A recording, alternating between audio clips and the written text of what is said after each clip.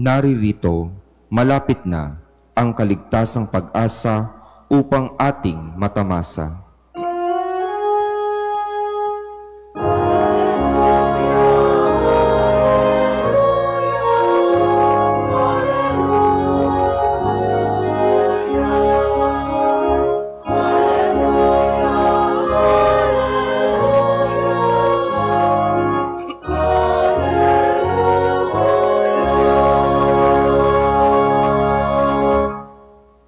Sumainyo ang Panginoon. At sumaiyo rin. Ang mabuting balita ng Panginoon ayon kay San Lucas. Papuri sa iyo, Panginoon. Noong panahong iyon, pinag-uusapan ng ilan sa mga tao ang templo, ang kahangahangang mga bato na ginamit dito, at ang mga palamuti nito na inihandog ng mga tao. Kaya't sinabi ni Jesus, darating ang panahon, lahat ng nakikita ninyong iyan ay iguguho. Walang batong ititira sa ibabaw ng kapwa bato. Tinanong nila si Jesus, Guro, kailan po ito mangyayari? At ano ang magiging palatandaan na ito'y magaganap na? Sumagot siya, mag-ingat kayo at nang hindi mailigaw ninuman. Sapagkat marami ang darating sa aking pangalan na magsasabing, Ako ang Mesiyas, at dumating na ang panahon. Huwag kayong susunod sa kanila. Huwag kayong mabagabag kung makabalita kayo ng mga digmaan at mga himagsikan. Dapat mangyari ang mga ito, ngunit hindi darating karakaraka ang wakas. At sinabi pa niya, makikipagdigma ang bansa laban sa kapwa bansa at ang kaharian sa kapwa kaharian.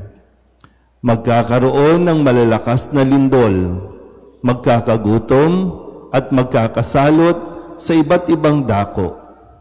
May lilitaw na mga kakilakilabot na bagay at mga kagilagilalas na tanda buhat sa langit.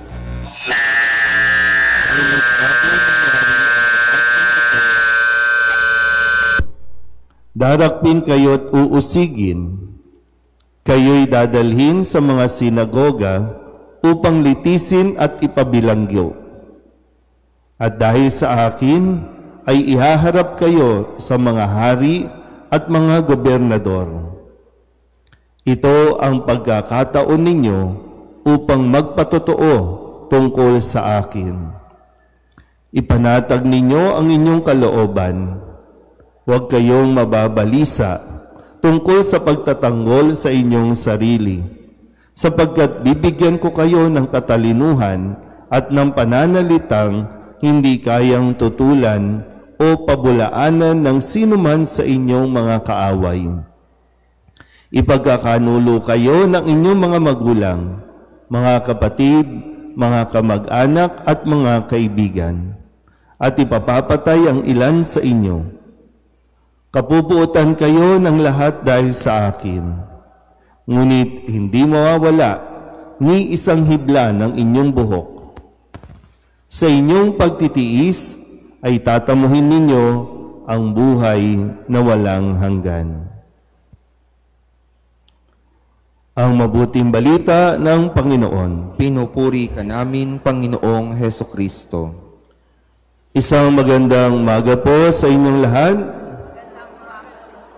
Tayo po ay nasa ika-33 linggo sa karaniwang panahon at kung tutuusin, isang linggo pa ang ating bubuuin o hihintayin at magtatapos na po ang ating kalendaryo sa liturhiya ng simbahan. Sa susunod na linggo ay ang pagdiriwang na ng Kristong Hari. So yun na yung pinakahuling linggo dahil ang susunod na niyan ay Adbiento.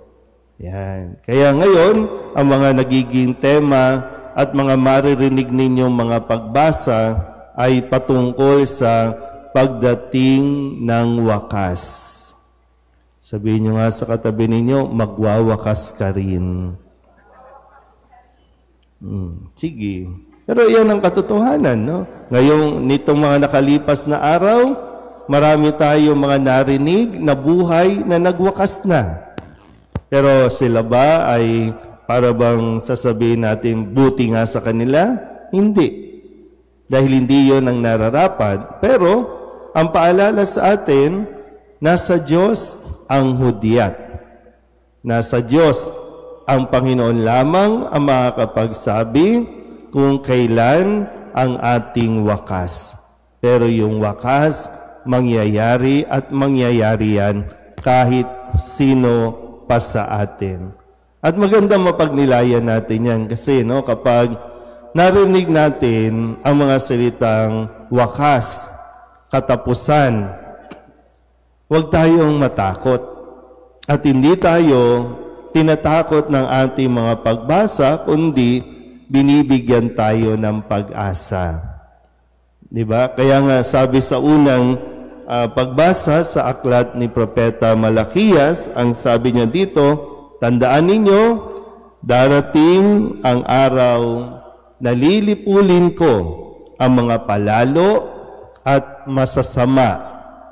Samantala, ang mga sumusunod sa akin ay ililigtas ko at pagagalingin ng aking kapangyarihan.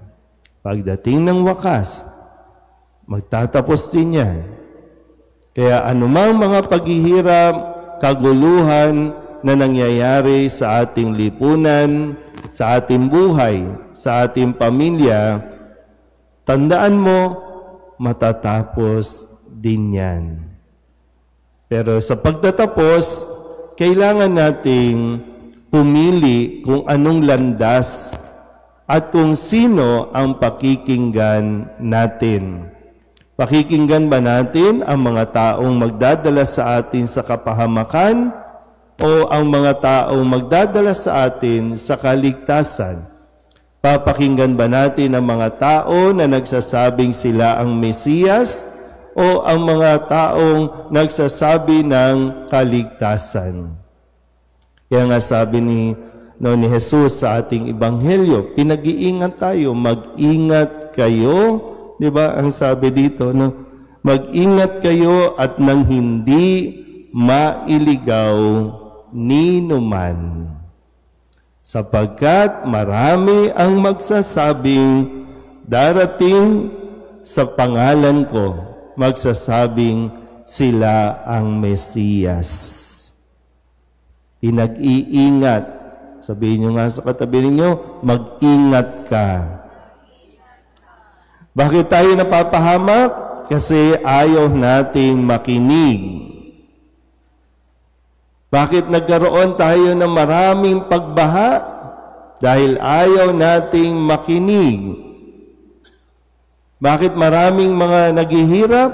Kasi ayaw nating makinig. So, para magwakas ang mga kahirapang ito, matuto naman tayong makinig. Kaya nga pinag-iingat tayo ng Panginoon. Alam nyo, kapag may taong nagsabi na, ako ang pag-asa ng bayan, yan, red flag na yan. Red flag na yan. Sarili hindi mailigtas. Bayan pa kaya? Minsan nga, may narinig na tayo nagsabing, pag ako ang binoto nyo, dadaling ko kayo sa impyerno. Nagpapalakpakan pa yung mga tao, yes, Tapos ngayong paghihirap na, ayaw nyo na. Kasi ayaw natin makinig na yung pinakikinggan mo. Minsan ang tao kasi, di ba, hindi man tao, sadyang ginamit ang tao ng demonyo. Kasi ang demonyo, mapalabok talaga magsalita yan. Ang demonyo, pag pinakinggan mo sa umpisa, napakaganda ng lahat ng pangako niyan. Pero kapag nahulog ka na sa bitag, wala, hulog ka sa kahirapan. Pero muli, babalik ko, maraming tao, pinag-iingat tayo ni Jesus, maraming tao ang magkiklaim, ang magsasabing sila ang Mesiyas. tiyakin ninyo na hindi kayo maligaw. Kasi meron nga, no, di ba yung kalayaan na yung magdidesisyon ka, ikaw yan. Wala kang ibang po pwedeng sisihin. Bakit ka naghihirap? Sa'yo yan. Ikaw yan. Sino ang pinakinggan mo? Sino ang sinundan mo?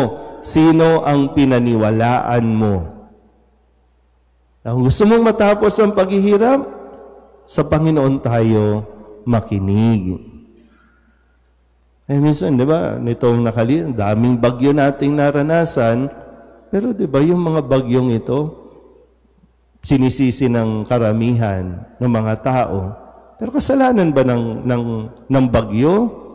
Di ba, inilitaw ng bagyo ang mga katiwalian natin? Di ba, inilabas ng bagyong ito, inilabas ng mga bahang ito ang mga kalokohang pinaggagawa natin? Di ba? Yung mga tinatabunan natin, lumitaw lahat yan. Yung maganda po yung paalala ni San Pablo sa ikalawang pagbasa, di ba? No? Kung gusto mong matapos ang paghihirap, kung gusto mong matapos ang kahirapan natin, magtrabaho ka. Kumilos ka. Gaya ng sinabi kanina, na mag-ingat kayo, mag-ingat tayo sa mga nagsasabing sila ang Mesiyas. Ano ang sagot ng ilan? Kami ang sagot sa kahirapan. Ano ang ibibigay? Ayuda, ayix, akap. Ano pa ba natatanggap ninyo? Ha? Tupad. Yan, tupad. Tabi-tabi po, no? Pero, yung tupad, 10 tao magwawali sa isang area. Tupad. Gusto natin matapos ang kahirapan. Kaya alam nyo, believe ako doon sa mga taong, di ba? Kahit na, sige, nakatanggap ng ayuda, anong ginawa? Pinuhunan. Nagtiyaga, nagtiis. Sa dami ng tao dito sa Tondo, kahit magtinda ka ng mineral water, magtinda ka ng samalamig dyan sa kanto, magtayo ka, kikita ka. Kaya lang yun nga, tamad-tamaran tayo, kaya okay na yan. Next month, mayroon namang ayuda next month, may tupad naman next month.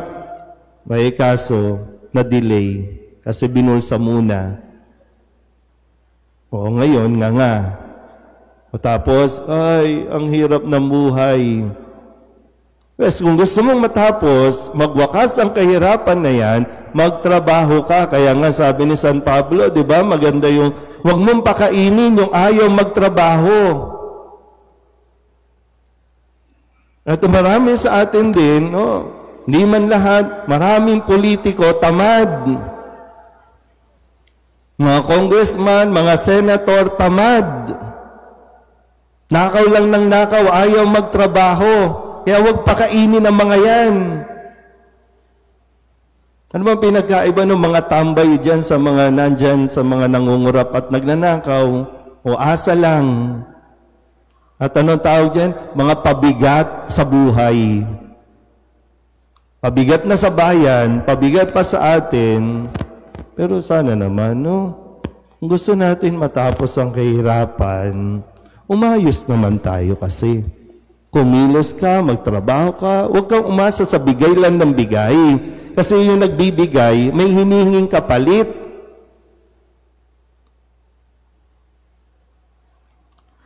Tapos ganyan kung ano-anong rally na naman mayroon. Rally dito, rally doon. Walang mangyayari sa rally na yan. Lalo na kung ang mga rally ay pinapatupad ng mga politiko pa rin. Pagdating ng eleksyon, yun yung nararapat. Doon mo gamitin pag-eleksyon. Matatapos ang kahirapan na ito.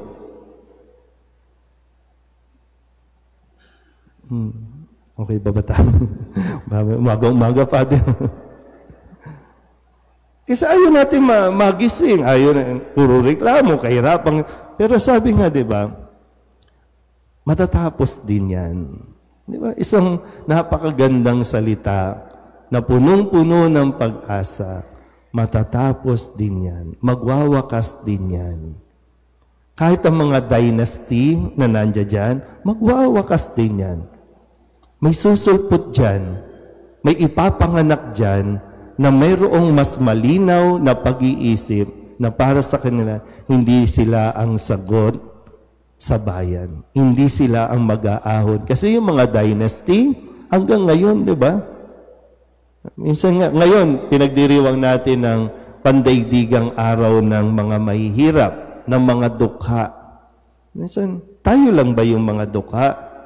Tingnan nyo nga yung katabi ninyo kung mahirap ba yan. Ugali lang mahirap dyan, pero hindi mahirap. Pero diba, iniisip ko kanina, no? Yung mga mayayaman, yung mga nakikita natin sa TV, sa social media, alam nyo, mahihirap din yung mga yan. Marami lang silang pera sa bangko, pero alam nyo, mahihirap din ang mga yan.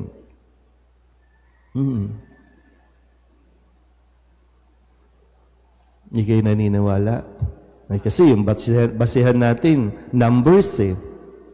Pero mahirap kasi kahit billion na yung pera nila, kulang pa rin. Yung mga nandito sa atin sa Tondo, yung tumatanggap ng mga tupad, magkano ba ang tupad? Magkano ang tupad? 6,000 a month o quarter. Di ba, ginanon lang nila, no, kala mo, 6,000. Pero pag inano mo, sa isang buwan, di ba? Ano pinagkaiba nung nandoon sa tupad, doon sa nagbibigay ng tupad? Parehong mahirap yan. Parehong hindi makontento sa kung anong meron, sa kung ano ang hawak nila.